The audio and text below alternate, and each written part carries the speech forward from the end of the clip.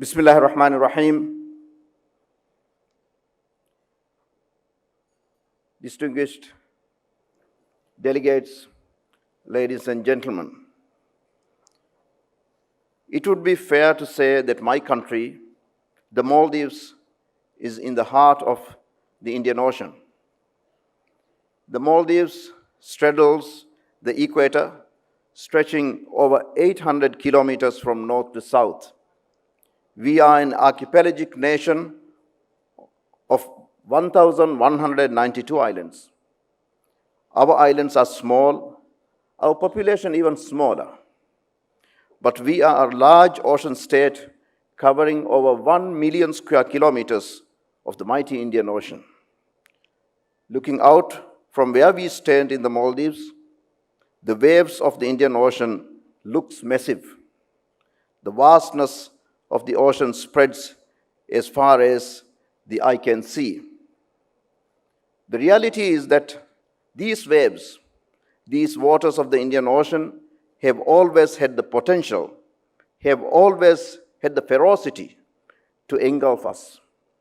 A reality seen all too often, clearly during the Indian Ocean tsunami of 2004, where most parts of the Maldives went completely underwater for a few fearful minutes. Yet, for over 2,500 years, my people have lived with this reality, primarily by respecting the ocean, the marine ecosystem for what it is, and the power it represents. And secondly, by adapting, by learning to live in harmony, by learning to harness the bounty and the gifts of the ocean sustainably to our benefit, and protecting these resources without misusing it to our detriment. We are the children of the ocean. Our entire livelihood is reaped from the abundant resources of the vast ocean that surrounds our tiny isles. This relationship of mutual dependency, I believe, offers important lessons for our world today. Today, we are witnessing a high level of conflict and chaos, rising hatred and fear, persistent inequality. 1 in every 9 people is hungry and undernourished. Over 2 billion people live in conflict zones, the resulting instability leading to hunger, poverty, displacement, the destruction of homes, economies, livelihoods, and the natural environment.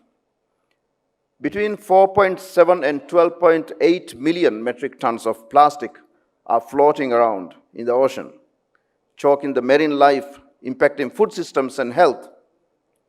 Climate change threatens to undercut all progress, presenting a clear and a highly possible danger, especially to the maritime countries of the world. Distinguished delegates, ladies and gentlemen, we can face this world at war through harmony, learning to adapt, adjusting our consumption and production, understanding each other, embracing our differences, and striving to use and manage resources sustainably. Learning to respect, learning from each other for tolerance, peace, and harmony. I wish to thank the External Affairs Minister of India, Dr. Jaishankar, and the Observer Research Foundation for inviting me to speak at this year's Raisina Dialogue. It is indeed an honor for me to address this gathering, to share a few thoughts from the perspective of one of the very small states in this region, and indeed in the world. Our mission here at the Raisina Dialogue is simple: to focus on the most pressing global challenges of our times, to discuss solutions, exchange ideas, figure out linkages we might have missed, identify how we can work together, ensure that those solutions work, make sure that they are sustainable. Like I said, simple. The significance of all of us gathering here in New Delhi is not lost to us. India is one of the fastest growing large economies of the world. By 2050, India is set to soon become the most populous country in the world, with a young, vibrant, and educated population. the world's largest democracy. Quite simply, what happens in India is going to affect every country across the world. Standing here in India, we are surrounded by the vast vistas of the Indian Ocean. This ocean that is fast becoming, or one could argue has already become, the new arena of global geopolitics. For the Maldives, the ocean has been an undeniable part of our domestic and foreign policy. We recognize the important position we occupy in the Indian Ocean. The major sea lines of communication go through the Maldives. 90,000 vessels pass through the Indian Ocean every year. This is equal to almost 10 billion tons of cargo, including 36 million barrels of oil per day, more than 65% of the world's oil trade. This undoubtedly makes the Maldives an important link in global trade, in addressing global challenges such as the trafficking of narcotics and people and organized crime, where continuous stability in the Indian Ocean is fundamental for the security of the Maldives. And indeed, a stronger, prosperous, democratic, and a politically stable Maldives is necessary for the security of the Indian Ocean. In recognition of this mutual dependency between the Indian Ocean and the Maldives, His Excellency President Saleh has prioritized our relationship and engagement with the Indian Ocean countries. The objective is to ensure that the Maldives has strong relationships with the countries of the Indian Ocean region, to contribute meaningfully to the protection of the order in the Indian Ocean and benefit from the security of the region as well.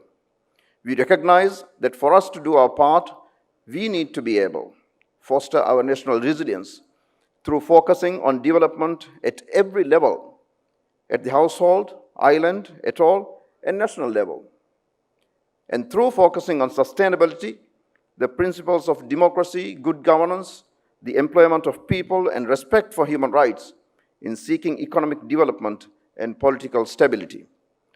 Ladies and gentlemen, the best plans to deliver economic development or political stability in the Maldives will never become reality without building our resilience towards the imminent threats of climate change. The facts on climate change are grim. The latest reports estimate that human activities have caused approximately 1 degree Celsius of global warming above pre-industrial levels. This means more extreme weather conditions, rise in sea levels, warming oceans, and loss of natural habitats, among several other changes. With increased warming, exposure to risk associated with sea level rise is amplified for small islands, low-lying coastal areas, and deltas. In the Maldives, climate change is leading to significant beach and land erosion, coral bleaching, and disruption of weather patterns. Warming of the oceans as well as the ocean acidification impact the health of the marine environment, the coral reefs, and the fish. For a country that depends on fisheries and tourism for its foreign currency receipts, which are then used to import almost everything, from food to soap, this poses a difficult problem. Today, the need for decisive action on combating climate change is paramount. Decisions that meet the ambition for a 1.5 degree world, ambition that means enhanced action and support for loss and damage through a fit-for-purpose Warsaw International Mechanism, ambition that aims to close the mitigation gap and delivers robust guidelines and rules on markets, ambition that delivers a new climate financial goal. Our government is striving to lead by example. We understand that our contribution may not be a significant impact in reducing global emissions, but we cannot afford to keep idle. We aim to eliminate single-use plastic by 2023. We aim to increase the contribution of renewables in our energy mix significantly. We aim to increase efficiency of electricity production and usage. We have taken action to protect natural habitats, declare large expanses of our area as protected, and adopt measures to protect natural barriers such as mangroves and reefs. The Maldives also needs to construct coastal and shore protection barriers to build climate-resilient, safer islands. 3 decades have passed since the smallest countries of the world got together in the Maldives to discuss the adverse impacts of sea level on small states. The climate science was at its infancy then, but those small island states called on the world to reduce greenhouse gas emissions. From there, the Maldives, with Trinidad and Tobago and Vanuatu, led the like-minded coalition of small island states, the AOSIS. Today, a major negotiating bloc not only on climate change, but also in raising awareness about challenges of small island and low-lying coastal areas. At the 1992 conference, which I had the privilege of attending as a young Foreign Service officer, we agreed for the first time that small island developing states present a special case for sustainable development, a significant step in addressing the unique developmental challenges faced by island and low-lying coastal nations. Ladies and gentlemen, a problem well stated is a problem half solved. Such is the case with climate change. Often we hear climate change defined as an environmental challenge. Others described it as an economic challenge. But more importantly, for the Maldives and for the world over, climate change can best be described as a security and a human rights challenge. On 17th April 2007, when the United Nations Security Council held its first ever debate on the impact of climate change on international peace and security, I reminded the Council that a mean sea level rise of 2 meters would suffice to virtually submerge the entire Maldives, the death of a nation. And last year, in January, I reminded the Council again of its decision in 2011 to include the Secretary General's report to the Council, conflict analysis and contextual information on the possible security implications of climate change. When such issues are drivers of conflict or represent a challenge to the implementation of Council mandates or endanger the process of consolidation of peace. In fact, in resolutions on Lake Chad Basin in 2017, the UN Assistance Mission in Somalia in 2018, and the presidential statement on the security situation in West Africa, Sahel region in 2018, the Council has recognized the links between security, peace, and climate change.